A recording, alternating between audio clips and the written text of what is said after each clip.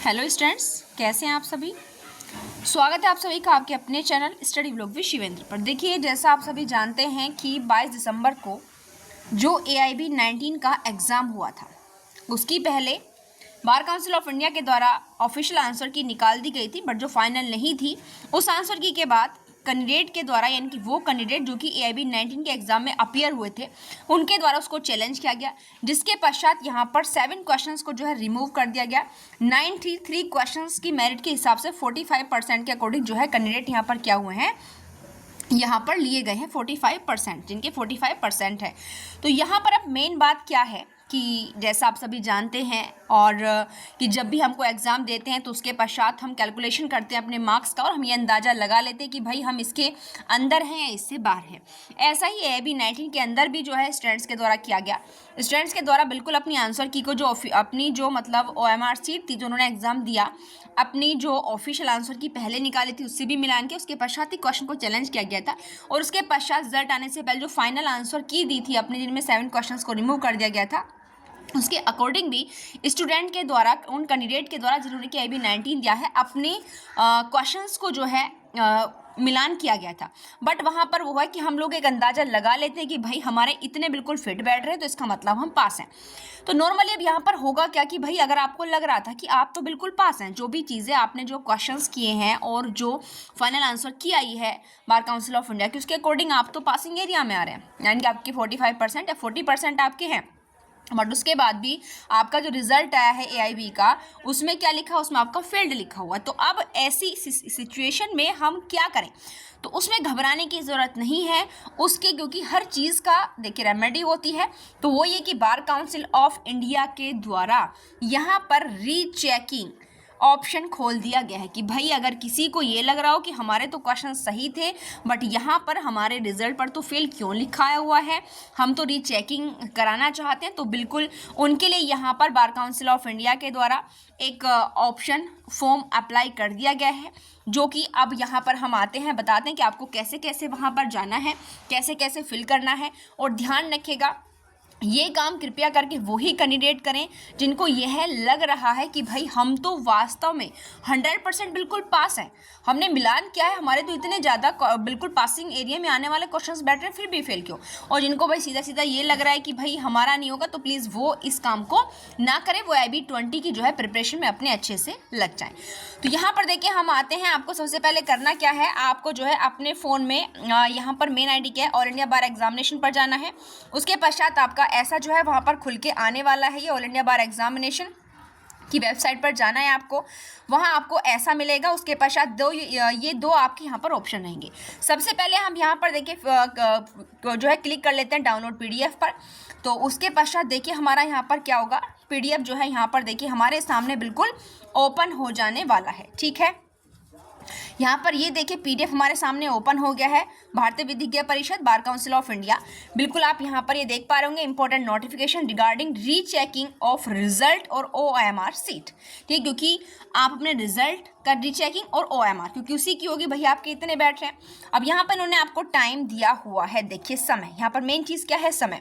It is notified that application for rechecking of OMR seat will be accepted आपके 1 अप्रैल 2025 से शुरू हो चुके हैं और फाइनल है इसमें आपका 10 अप्रैल, यानी कि 1 अप्रैल से आपकी शुरुआत हो चुकी है रीचेकिंग की, जो कि 10 अप्रैल तक होने वाली है फॉर AIB 19 एग्जाम। ठीक है, तो तब तक आप जो है यहाँ पर क्या कर सकते हैं, अपना ये वाली यहाँ पर देखिए वेबसाइट दी हुई है, इस वेबसाइट पर जाकर अपना आप रीचेकिंग वगैरह डाल सकते हैं।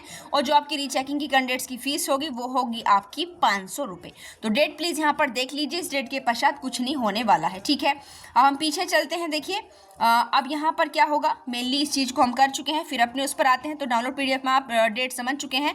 अब हम आते हैं आपको फॉर्म कैसे फिल करना है, डेट आपको पता चल गई, फीस भी आपको जो है पता चल चुकी है।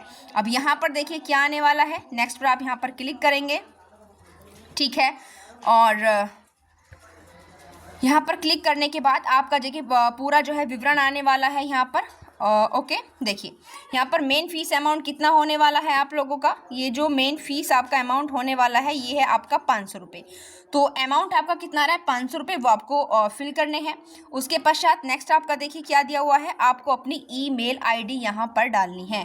और सबसे बड़ी बात क्या है, आप अपनी प्रेजेंट में जो भी आपकी ईमेल आईडी चल रही है वही डालनी है, क्योंकि आपकी उसी ईमेल आईडी पर आपका रीचेकिंग के बाद रिजल्ट आना है। अगर आप जिस भी ईमेल आईडी को डालेंगे उसी पर आपका रिजल्ट जाएगा। तो कृपया ये चीज़ चेक कर लें कि जो आप ईमेल आईडी डाल रहे हो वो वही है जो प्रेजेंट में आप यूज़ कर रहे हो।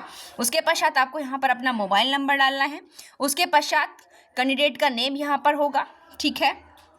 और उसके पश्चात देखिए करना क्या है आप लोगों को, कैंडिडेट के नेम के पश्चात यहाँ पर आपको कैंडिडेट का रोल नंबर यहाँ पर डाला जाना है, क्या है। उसके बाद कैंडिडेट एप्लीकेशन आईडी यहाँ पर देखिए आपको डालनी है। और उसके पश्चात रीज़न ऑफ रीचेकिंग सेलेक्ट करना है, ठीक है। क्या करना है, रीज़न सेलेक्ट करना है आपको। तो रीज़न में आपके देखिए कुछ भी रीज़न हो सकते हैं कि आप किस लिए रीचेकिंग डाल रहे हो। भाई आपका different set code filled in the OMR during the exam, यानी कि आपका डिफरेंट सेट कोड फिल्ड हो गया, ठीक है। या फिर secure lower marks then accepted आपका है, या फिर सेट कोड आपका फील्ड इज इनकरेक्ट हो गया है but the question booklet number field in the OMR is correct. जो भी चीज़ें आपकी रही हैं सेट कोड एंड क्वेश्चन, जो भी आपके इनमें से जो भी ऑप्शन रहेंगे आप यहाँ पर उस पर क्लिक करेंगे कि भाई इनमें से क्या रीज़न है, या अदर कोई आपका रीज़न है तो आप यहाँ पर फिल कर सकते हैं। तो ये वाला फॉर्म 500 रुपये आपको फीस पे करनी है। सही ईमेल आईडी डालें, फ़ोन नंबर डालें, कैंडिडेट नेम डालें, कैंडिडेट रोल नंबर और उसका एप्लीकेशन आईडी क्या रही है आपकी, और रीज़न, रीचेकिंग का रीज़न भी डालना है। तो ये छोटा सा फॉर्म है जो कि आपको फिल करना है। और इसके पश्चात आपकी सारी चीज़ें होने के पश्चात आपका रीचेकिंग हो जाएगा, ठीक है। अगर आपको बिल्कुल सिक्योर है कि भाई हम तो पास है, तो रीचेकिंग के पश्चात आपका रिजल्ट पास का आ जाएगा। और अदरवाइज़ वो चीज़ें मैं आपसे पहले ही कह चुकी हूँ। अगर आपको लग रहा है कि भाई नहीं हमारा तो जो है नहीं होने वाला है, तो ऐसी कंडीशन में क्या होगा, तो ऐसी कंडीशन में आप जो है अगर रीचेकिंग में ये 500 रुपये खर्च करने के बजाय आप जो है अपने नेक्स्ट AIB जो आपका 20 होगा, AIB जो आपका क्या होगा 20 होगा, उसकी अच्छे से प्रिपरेशन करें, ठीक है। क्योंकि अगर आपने आंकड़े देखे होंगे तो पास से ज़्यादा फेल कैंडिडेट की संख्या है। इसीलिए प्लीज़ केवल बैरक ले जाने से कुछ भी नहीं होता है। आपको करना क्या है, ठीक है, आपको करना ये कि कम से कम जो आपके प्रॉपर मेन सब्जेक्ट्स हैं जो एक अच्छा वेटेज रखते हैं उनको आपको रिवीजन करना है, यानी कि आपको रेट लगाना है, ताकि वहाँ आप जो है अच्छे से क्वेश्चन फाइंड आउट कर लो। क्योंकि अगर बिल्कुल आप न्यू बैरक लेकर जाओगे, आपने कोई बैरक नहीं पढ़ रखा है, मैं ये नहीं कह रही सारे पढ़ो, बशर्ते जो आपके एक वेटेज रखते हैं आपके 8-9 सब्जेक्ट्स उनको आप अच्छे से रीड आउट कर लो। वहाँ आप क्वेश्चन तभी फाउंड कर सकते हो यदि आप पहले से रीड किए हुए हो। तो आई होप ये वीडियो सभी को पसंद आई होगी, जिसको बिल्कुल 100% श्योर है कि मैं तो पास होना चाहिए था, मैंने जो मैचिंग की थी उन क्वेश्चंस के अकॉर्डिंग। तो प्लीज़ 10 अप्रैल तक अपना जो है रीचेकिंग का फॉर्म वो फिल कर सकते हैं। Thank you.